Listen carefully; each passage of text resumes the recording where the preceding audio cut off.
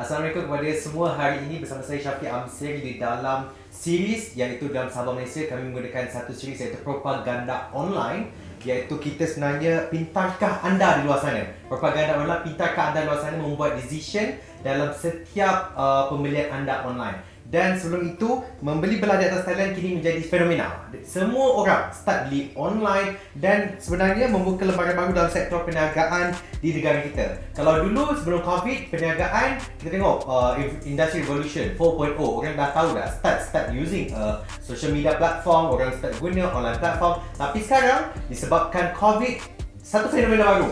Orang langsung tak beli kat luar, orang hanya beli dekat online saja. Dan disebabkan dia online, pelbagai macam-macam peluang yang boleh orang lain ambil kesempatan yang kita akan discuss selama ini. Dan bersama saya hari ini untuk program propaganda online kita bersama dengan Dr. Izham Nayan, bersama kami di Sahabah Malaysia. Pintarkah anda, Doktor? Pintarkah anda, ya. Betul. Pintarkah anda, Doktor? Okey, untuk Doktor dengan hasrat kerajaan iaitu pendidikan pengguna. Kita mendidik pengguna untuk mengguna secara bijak, membeli secara bijak. Adakah Doktor lihat sekarang ini, ya PPRM kita tahu, you adalah sebuah organisasi yang support pengguna kena tipu, pengguna yang diabaikan. Yes. Dan adakah hasrat kerajaan tu dah sampai level ni ke belum? Dia sebenarnya cabaran apabila dalam suasana pandemik yang kita hadapi sekarang ni, cabaran sangat meningkat, sangat banyak. Cabaran yang kita tak pernah hadapi dulu, kita hadapi sekarang ni. Bayangkanlah kita order smartphone. Betul? Yang sampai batu giling. Tapi kadang-kadang, Doktor, perkara-perkara macam tu berlaku disebabkan pengguna itu sendiri tidak bijak. Tidak bijak, tidak berhati-hati dalam keadaan, Dia boleh bank in duit, beribu-ribu, puluh ribu pun ada. Dalam keadaan, mungkin dia ditawar, dia punya modus operandi begini ya. Delivery yang pertama cantik. Delivery yang kedua cantik, produk sampai bagus, packing bagus, original dan sebagainya, harga murah. Betul. Ini kita nak kena tahu ni. Jadi tetapi orang yang buat penipuan ini dia tak dikenali, dia entah tiba-tiba daripada mana nak menawarkan katalah iPhone atau smartphone dalam harga yang cincangan ni, harga separuh ni. Okey. Delivery pertama cantik, harga dapat half. Jadi kita macam mana Syafiq? Percaya kalau katalah iPhone yang terbaru katakan RM1,000. Weh, beli. Dah mula-mula ragu, tapi dia tak beli. Beli. Dapat pula. Percaya. Dapat. Tapi order yang kedua, dia kata, okey, kalau order yang kedua ni saya tak boleh order satu-satu. Kalau nak 10. Apa yang Syafiq buat? Saya cari buyer lain lah. Cari kawan-kawan lah kan. Correct, RM1,000 kan. Kelak atau pre-order. Yang shop pre-order ni bukan RM1,000. Of course you nak untung sikit. RM1,200 ke RM1,300 ke, adalah margin sikit kan. Order lah 10. Kalilah dengan berapa belas ribu. Yang pertama seorang je yang berbaloi. Yang lain 10-10 dengan tipu. Dapat batu giling kau. Batu giling. Ini okey, yang itu adalah memang modus operandi dia memang nak scam. Okey. Tapi ada pula yang lain. Maksudnya pengguna sendiri tak bijak. Maksudnya masa dia beli, handphone tu dah tulis dah ni adalah model dummy phone. Tapi tetap beli. Pasal tak baca dan dia dapat barang tu, kau tak boleh on. Dah cakap dummy phone. Betul. Dia tulis dummy phone, kadang-kadang sample phone. Bukan telefon saja, banyak benda lagi. Yes. Satu barang contoh kita beli alat elektronik. Dalam gambar, of course, gambar tu bila di zoom nampak macam cantik. Bila sampai saiz besar ni je elektronik, kecil kan. Dummy dia tulis, tapi kita tak baca dia punya star ataupun tulisan halus tu, kita tak baca. Pengguna pintar ni dia kena ada sikit rasa hati-hati dalam diri. Lebih kepada apa yang hasrat kerajaan tu betul, iaitu pendidikan pengguna. Betul. Yes. Maka atas dasar itulah dasar pendidikan pengguna yang dilaksanakan oleh kerajaan perlu kita semua sambut, terutama dalam suasana pandemik. Semua orang akan go for digital marketing. Kita pun membeli online. Kita dah selesa, maka kita perlu menjadi lebih bijak. Kerana kita tidak kenal bersemuka, kita tak tengok barang, kita tak nampak kualiti, kita tak tahu produk tu yang nak sampai macam mana, lagu mana. Tahu janji duit masuk, janji duit kena potong. Okey, doktor tahu yang satu keselamatan paling penting pada peringkat awal lah untuk pengguna-pengguna ni perlu tapis dulu. Pertama, platform manakah yang dia nak beli tu? Percaya tak platform? Percaya tak platform tu? Yes. Okey, katalah kita ni pengguna media sosial. Tak kisahlah kita pakai Facebook ke, kita tengah main game ke kan, keluar iklan. Ting! Keluar iklan. Betul? Nak dapat bonus dalam game tu, nak kena play dulu video, dia submit video. Tapi bila kita klik subscribe, dia pergi kepada page yang kita tak nak dengar. Landing page yang lain. Landing page yang lain kita pun ini sebenarnya yang cakap ni pun dah kena. Kita pergi kepada landing page yang lain. Paling mudah adalah belajar daripada kesilapan sendiri. Yes. Kalau contohnya beli dekat platform, bagi saya tempat yang patut anda beli adalah beli di platform yang betul-betul anda percaya. Okey, contohnya platform tu ada di Keluar TV, betul. Platform yang di bawah kerajaan, betul. Platform yang di bawah PPM sendiri. Yang PPM kata okey. Kita boleh dekat tempat yang betul. Dan bukanlah maksudnya kalau kadang-kadang harga yang melampau-lampau diskaun ni pun janganlah terlampau. Tak terfikir ke? Barang harga 6,000, 7,000 boleh dapat dalam 1,500. Yes. Hei, walaupun suasana pandemik macam ni, takkan orang nak offer sampai begitu sekali. Betul. Okay. Betul, macam doktor cakap, exactly the same. Yang pertama kali dia beli stok daripada China. Dia jual jam. Alright. Okay, dia reseller dekat Malaysia. Dia jual dapatkan stok daripada Hong Kong. Okay, yang pertama harga memang murah.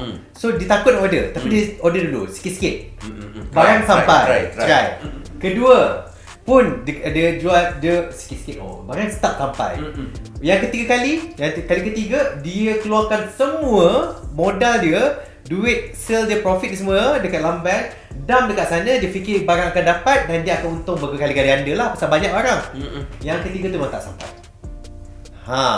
Gulung lah, bukan gulung je doktor. Ya, kita tahu tiba-tiba tarik nikmat macam tu disebabkan scam.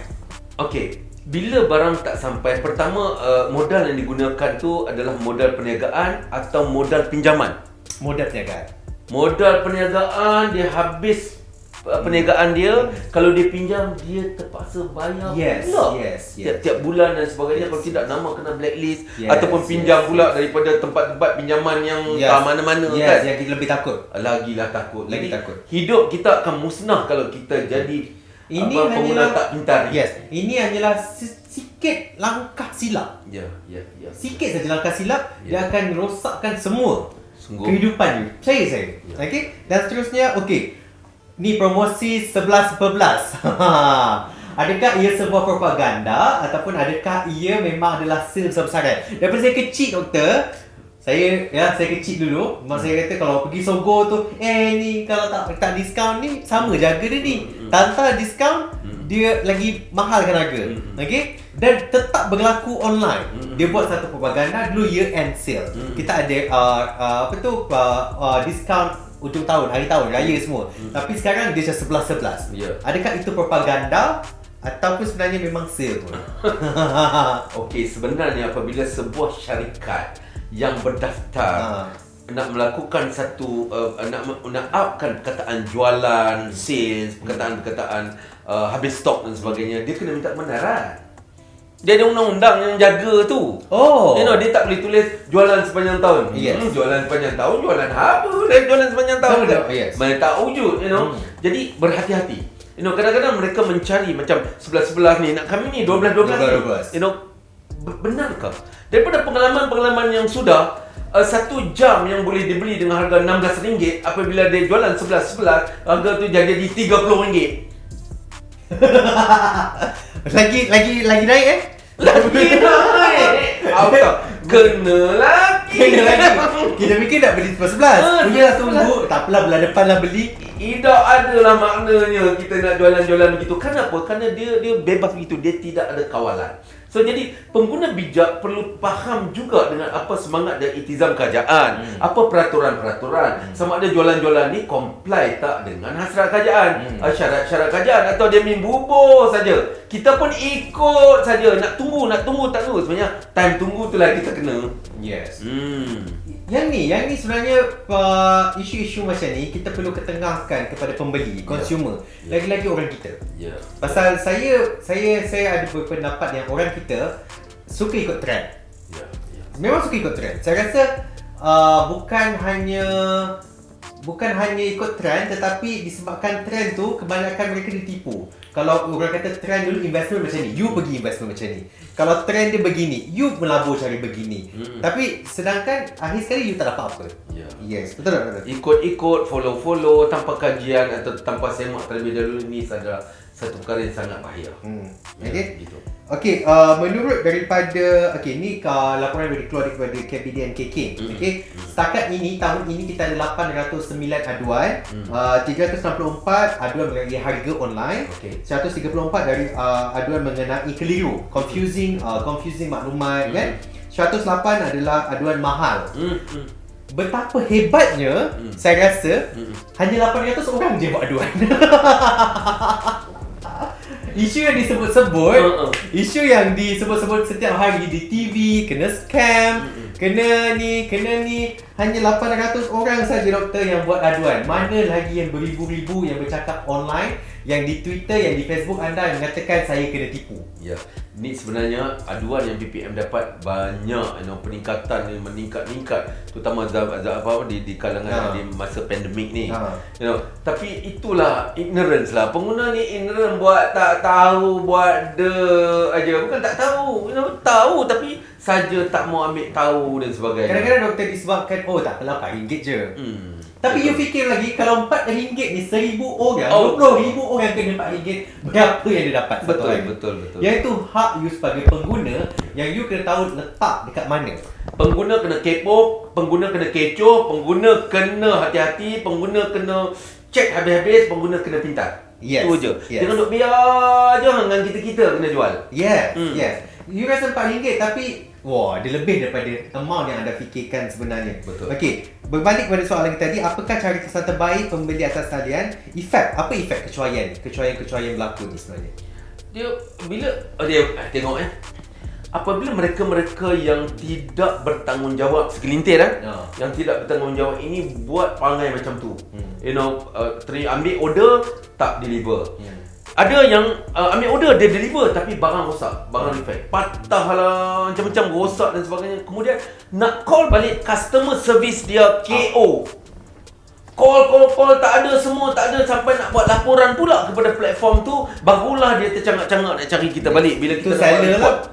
Itu seller lah. Ini seller yang tidak ada servis lepas jualan yang bagus. Ini sangat sukar gitu. Sebenarnya perangai seller ni bukan hanya online. Ya.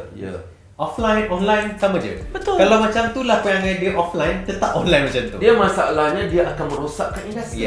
Yes. Dalam keadaan industri sekarang bergantung hidup kepada digital marketing, dia pula segelintir mengambil kesempatan, perlu ada satu institusi seperti BPIM ni yang kena memerhatikan. Kita perhati, kita tengok, kita bagi rating. Dan kita punya consumer rating .org tu, kita tengok dan kita bagi rating.